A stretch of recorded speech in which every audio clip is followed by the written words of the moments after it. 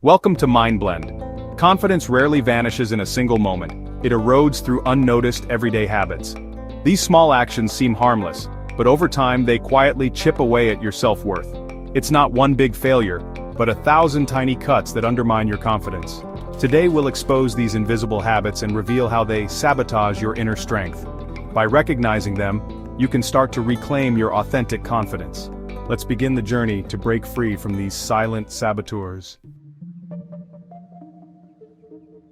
Let's start with a habit many of us fall into: over-apologizing. It feels polite, but saying sorry for things that aren't your fault sends a message to your brain: I'm in the way. Apologizing for existing, like when someone bumps into you, or when you ask a question, trains you to feel like a burden. Over time, this habit becomes a core belief that your presence is a problem. Your brain starts to associate your actions and words with fault, even when it's not logical. For example, when your coffee order is wrong, do you say, "Sorry to bother you, but," or do you calmly state the issue? The first response implies you're at fault. The second simply addresses the problem. This subtle language shapes your self-image. Over-apologizing leads to hesitation, anxiety, and the belief that your needs are less important. It's a quiet surrender of your personal power. When you start an idea with "sorry, this might be silly, but," you undermine yourself before you've even begun. You invite others, and yourself, to doubt your value. Breaking this habit starts with awareness. For the next week, notice every time you say sorry. Is it a real apology or just a reflex? Once you're aware, you can change. Swap "sorry to interrupt" for "excuse me, I have a thought." Replace "sorry for the delay" with "thank you for your patience." These small shifts retrain your brain to see yourself as valid and worthy. You're not being rude, you're being precise. Each time you choose your words with intention, you reclaim your space. You teach yourself that your voice matters. Confidence grows from these small, conscious choices. Stop apologizing for existing. Start speaking as if you belong, because you do. Your presence is not a problem, it's a contribution. Let your words reflect that truth. Now, let's talk about a modern confidence killer: mindless phone scrolling. For many, the first act of the day is reaching for the phone before you've even connected with yourself. Instantly, you're bombarded by curated images of other people's lives. The comparison game begins before you're even out of bed. Social media is a highlight reel, but your brain compares it to your unfiltered reality. This daily comparison poisons self-worth and frames your day with a sense of lack.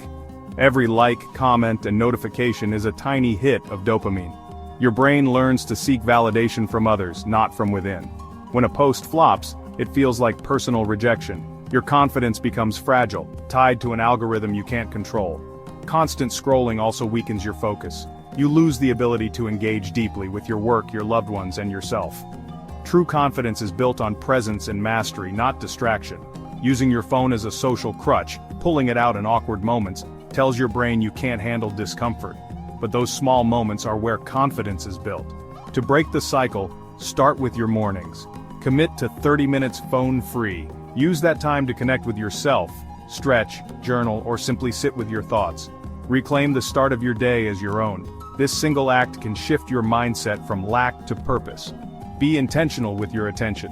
Your self-worth shouldn't be outsourced to a screen. Choose presence over comparison. Build confidence by being with yourself, not your feed. The less you scroll, the more you grow. Your mind deserves your attention first. Make it a habit. Let's look at another subtle confidence killer: over-explaining yourself. The urge to justify every decision or boundary feels responsible, but it actually undermines your authority. When you say no, do you simply state it, or do you pile on excuses hoping for approval? Over-explaining signals that your choices aren't valid on their own. It invites others to question or debate your decisions. This habit often comes from a fear of disappointing others or believing your needs are less important. The more you justify, the more you train your brain to seek external validation. Your internal compass weakens. You lose trust in your own judgment. In professional settings, over-explaining projects insecurity, not confidence. True confidence is quiet ownership. This is my decision. You can share your reasoning if it's helpful, but not to seek approval. Assume your boundaries will be respected because you set them. Every decision shouldn't feel like a trial. Practice the art of the simple statement. Next time you need to say no, try "I'm not able to do that." Resist the urge to fill the silence with justifications. Sit with the discomfort.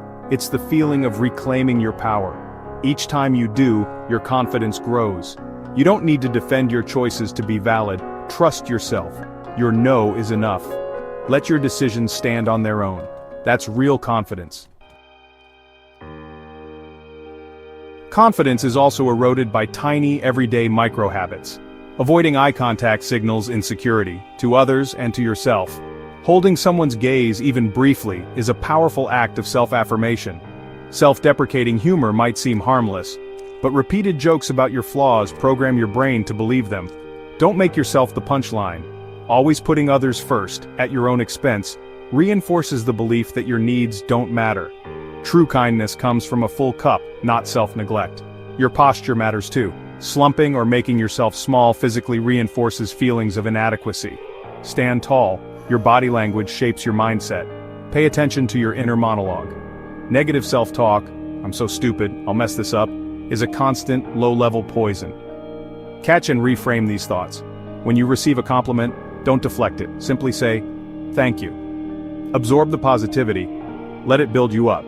Each of these habits, avoiding eye contact, self-deprecating jokes, self-neglect, poor posture, negative self-talk, and discounting compliments, seem small, but together, they create a pattern that ties down your self-worth.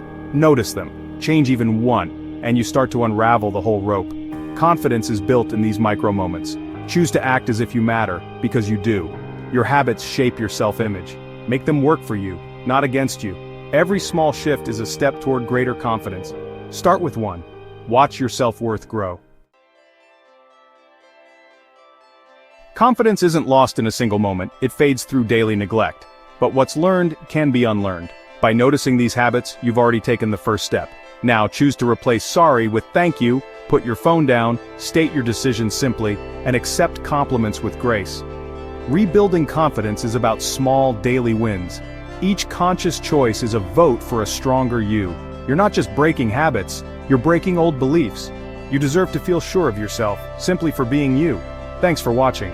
Until next time, take care of your mind.